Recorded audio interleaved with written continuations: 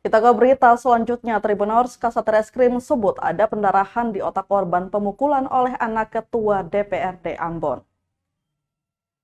Kasat Reskrim Polresta Ambon, Kompol Beni mengatakan ada pendarahan di otak bagian belakang kepala korban pemukulan oleh anak Ketua DPRD Ambon. Kondisi itu merujuk hasil otopsi jenazah korban RRS di Rumah Sakit Bayangkara Tantui Ambon, Senin 31 Juli 2023.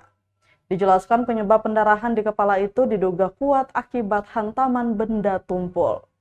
Tidak dijelaskan detail pendarahan di otak korban, hanya dipastikan kasus ini sedang berproses.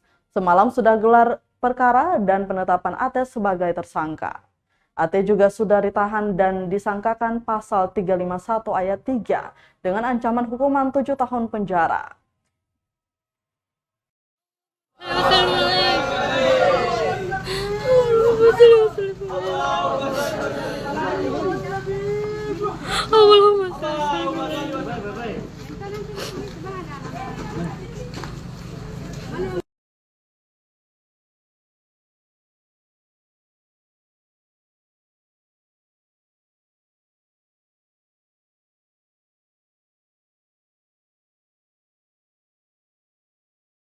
Terima kasih sudah nonton.